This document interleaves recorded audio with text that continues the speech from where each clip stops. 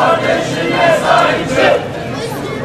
Uyuma, kardeşine sahip çık. Müslümandan destek, İsrail'e köstek. Müslümandan destek, İsrail'e köstek.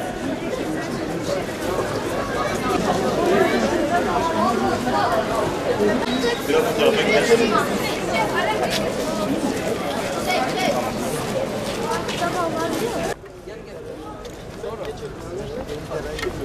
Muhterem Siirtliler, kıymetli basın mensupları, hekimler ve sağlık çalışanlarının soykırım ve işgale karşı sessiz yürüyüşlerinin 8. haftasına girdik. Bölücü terör örgütü tarafından şehit düşen kardeşlerimiz ile Siyonist terör devleti İsrail tarafından tüm dünyanın gözü önünde işgal edilen vatanlarında şehit düşen ve soykırıma uğrayan Gazze'li kardeşlerimize Allah'tan rahmet, hem bölücü terör örgütü hem de İsrail tarafından gazi olan kardeşlerimize de Allah'tan sabır ve şifa dileyerek sözlerimize başlamak istiyoruz. Muhterem Siirtliler, Siyonist terör devletinin şehit ettiği çocukların, kadınların, yaşlıların, masum sivillerin, insan hakları gönüllülerinin, doktorların, sağlık çalışanlarının, basın mensuplarının, işgal altındaki vatanlarını, namuslarını kurtarmak için direnen mücahitlerin, hayvanların mübarek kanları üzerinden ve bombalarla yakılan bitkilerin küllerinden insanlık tanımı güncelleniyor. Terör devletinin Filistin topraklarında işlediği suçlar büyüyerek devam ediyor.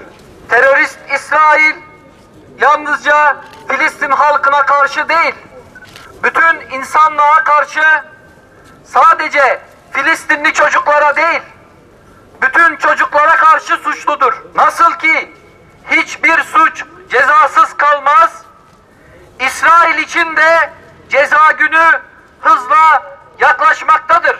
Bugün biz hekimler ve sağlık çalışanları ve bize destek veren STK ve vatandaşlar olarak terör, soykırım ve işgale karşı yürüyüşümüzün 8. haftasındayız.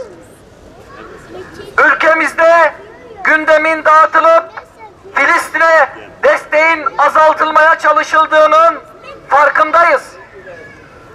Gazze halkı ise tam 91 gündür uçak ve bomba seslerine, yıkıma ve katliama karşı direniyor.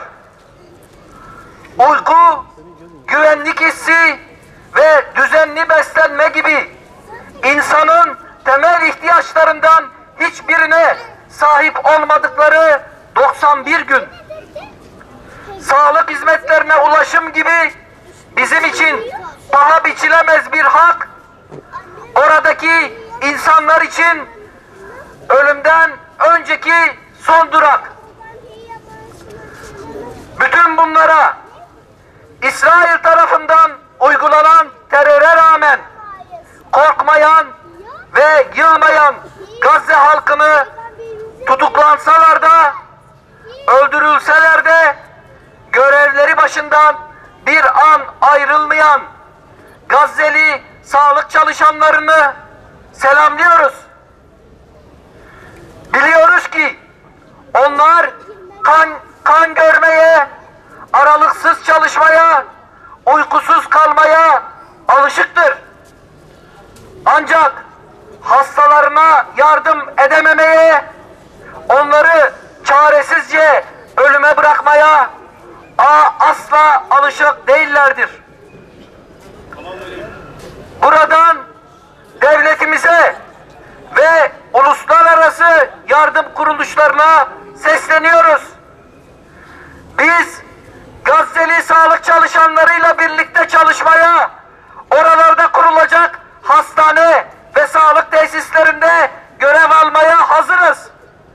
Bununla birlikte İsrail tarafından tutuklanan ve türlü işkencelere maruz bırakılan 54'ten fazla hekimin özgürlüklerine güvenli bir şekilde kavuşmaları için ve yıkılan hastanelerin yeniden yapılması, güvenli bir şekilde işlev gösterebilmesi için gereken bütün çalışmaların yapılmasını talep ediyoruz.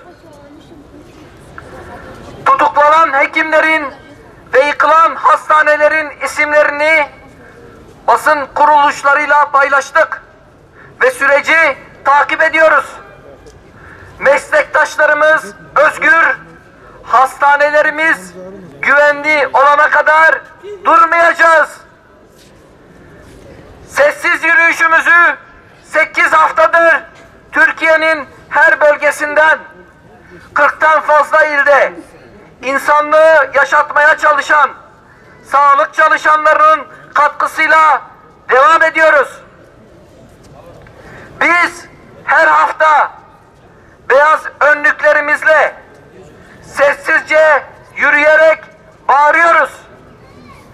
Hiçbir katilin ve hiçbir teröristin yaptığı yanına kalmadığı gibi senin de yaptıkların yanına kalmayacak katil İsrail.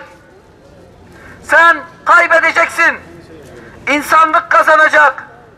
Filistin halkı kazanacak. Beyaz önlüklerini soykırıma karşı duvar olarak örenler kazanacak. Yıktığın hastanelerin içinde bütün insanlığın hayatını kurtarmaya devam eden Gazze'li meslektaşlarımız kazanacak. İnsanlık dışı bütün eylemlerden kurtulmak için verdiğimiz mücadeleyi sonuna kadar sürdüreceğiz. Bu minvalde tüm hekimleri, tüm sağlık çalışanlarını ve bütün vicdan sahibi insanları ve STK'ları harekete geçmeye, bu onurlu yürüyüşte yer alarak zulme karşı durmak adına yürüyüş kervanımızda ses olmaya davet ediyoruz. Bismillahirrahmanirrahim. Elhamdülillahi Rabbil alemin.